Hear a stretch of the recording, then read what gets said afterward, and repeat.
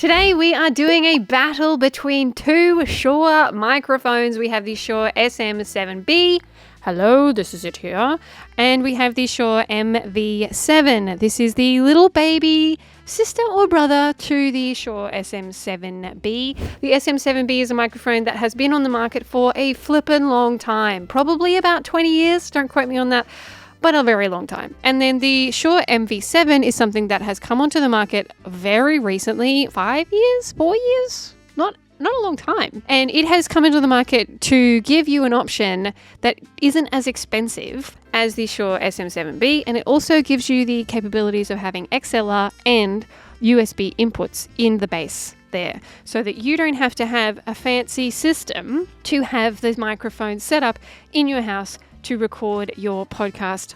So I think from that standpoint, a great move from Shure, because then they've got something for the market for someone who doesn't have all the fanciness, doesn't want to spend a heap of money. If we're looking at money straight up first as well, the SM7B is about 850-ish Australian dollars, and the MV7 is sitting more in the ballpark of like $400 to $450. So very big difference in price, but there are also differences in the actual sound of these microphones that you're probably hearing as well. So we're battling these two, we're going to switch them back and forth, and we're going to go through some tests so that you can hear the differences between these two mics. I'm using the XLR input for this test because then that's a clear comparison between the two. We have them plugged into the John Hardy M2 preamp. It is a completely flat preamp. There's nothing fancy going on. We've got the gain set at, I don't know what the gain is. Can you check the gain? We've got the gain set at 45 for the MV7 and the gain at 57 for the Shure SM7B. So the things we're going to look at today are sibilance. How do they handle the tss kind of sounds that you can hear? Because some of the microphones can be quite intense. We're also going to look at the pop filtering goodness, how it handles plosives. We're going to see how it handles vocals, and we're also going to get a male voice in here, Alex, to tell us what he wants to have for dinner tonight, so that we get a really good idea as to what it sounds like with a male voice, so that you can make some assumptions for yourself depending on what kind of voice that you have. After all of this reviewing, then you will hear my recommendations at the end of the video, so make sure you stick around for that. And also shout out to Gasworks Studio here in Fortitude Valley in Brisbane, because this is where we are recording these videos today. It is an acoustically treated room, okay, so please keep that in your mind. Make sure you have your headphones on so that your system at home may not be able to be this controlled, okay? You might get more background noise, you might have more things to adjust.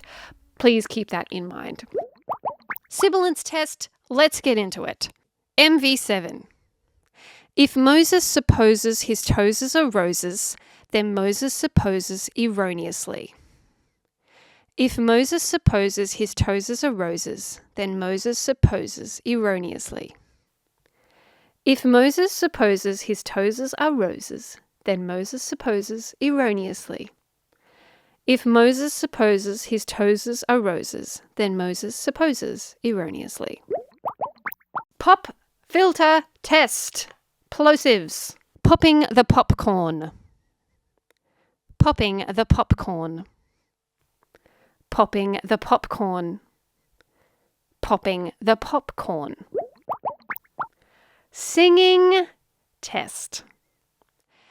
L is for the way you look at me. O is for the only one I see.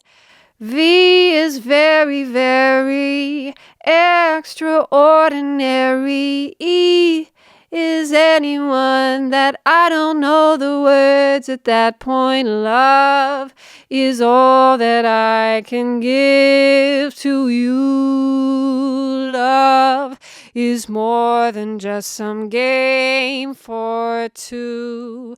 Two in love can make it. Take my heart, but please don't break it. Love is made for me and you. Now we're going to get Alex in to tell us what he thinks he should have for dinner. Hello everybody, and welcome back to Episode 5 of Stuff I'm Going to or Have Eaten. This is the Shure MV7. For dinner tonight, I will be having probably nothing because I am currently doing intermittent fasting. So that makes this little soundbite rather short. And now on to the 7B. Once again for dinner tonight, nothing. And this is the SM7B. Thank you very much, ladies and gentlemen. I'm sure you'll hear from me very soon. I don't know how Alex skips dinner so much. Like, dinner is delicious. I don't know if anyone else agrees, but dinner is delicious. Okay, so we have the MV7 and we have the Shure SM7B. Who is the winner? Let's go through a few things. Firstly, I hate the pop filter foam on the MV7. I think it is a piece of balls. So if you heard in the pop filter section of this test, it's so poppy, and also the breath is out of control. And that doesn't seem to matter whether I'm on axis or I'm off axis.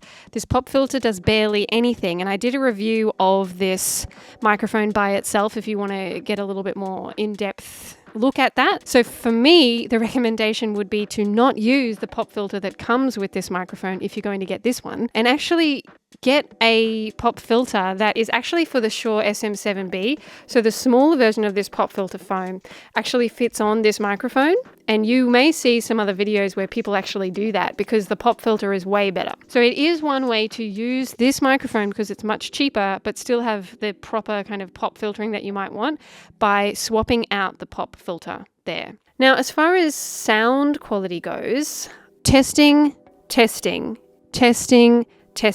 It's actually kind of the pop filter's fault as to how this MV7 sounds, because there is a lot more sibilance that is coming through with that microphone. It sounds a little bit more digital. Like, it's kind of weird because it's an XLR input, but it sounds fake. It sounds a bit more fake than the SM7B does. And I think that's to do with the frequency response on the MV7. It does have more clarity, but it's not the clarity that I want. It's not giving me a sparkle. It's giving me a little bit more of a like an annoying sound.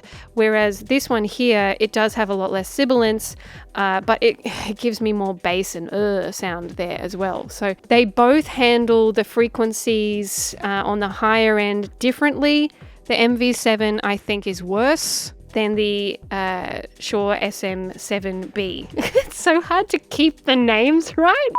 Now, I did just, crap all over the MV7, talking about how the pop filter is a problem and saying that some of the frequency response stuff isn't great, and it's got a little bit of problem there with its sibilance and its high-end frequency. But the thing that works in the favor of the MV7 is its footprint. So it's a smaller body, it's less obtrusive in video. I think it looks nicer, and it also has the capabilities for XLR and USB. Now that's really good because it means that you can buy one microphone and it can keep you podcasting if you upgrade the rest of your gear as well.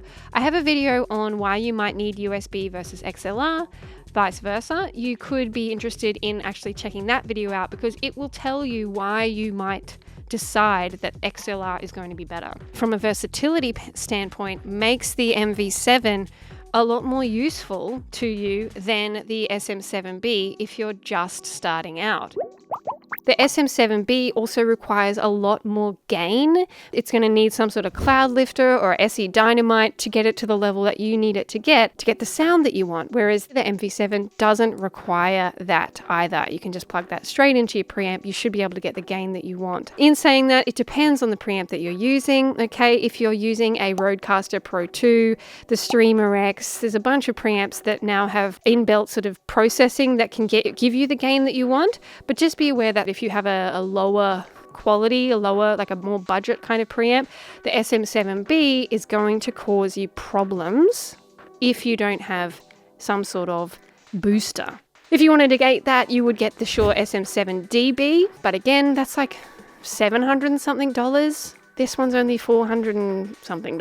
That's, for me, why I think if I was a mid-level to early stage podcaster, I would get the MV7 over the Shure SM7B. Yes, it doesn't have as good of a depth, as much warmth. It's got a little bit more happening in that like frequency response at the higher end, but it's going to give you more versatility. It's going to get you what you need without a huge outlay, and it looks better on camera versus this one takes up a lot more room, and it's got this like cable that I find kind of annoying. Doesn't look great for me.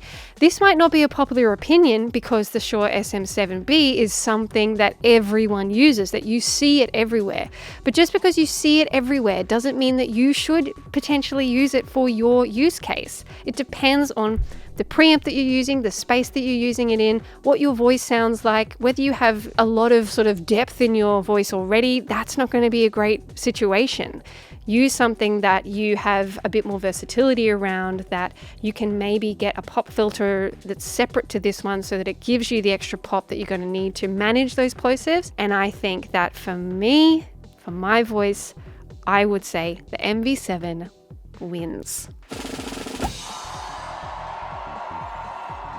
If you like this kind of content, please hit the like button, the subscribe button. And what did you think? I would love to know your thoughts on the SM7B versus the MV7. What do you think? What do you think would be useful for you? Definitely keep that in mind as far as how your voice sounds. Mine has a lot more clarity, crispy, higher end frequencies in my voice, and I'm looking for things that give me a little bit more depth and warmth without being muddy. I've got lots of other mic battles, reviews. I talk about podcasting relentlessly on the Bamby Media channel here, so please check out anything else that you think would be useful for you, and don't hesitate to reach out. BambyMedia.com is where you would go to find out more about what we do as a podcast and video production agency. Bye.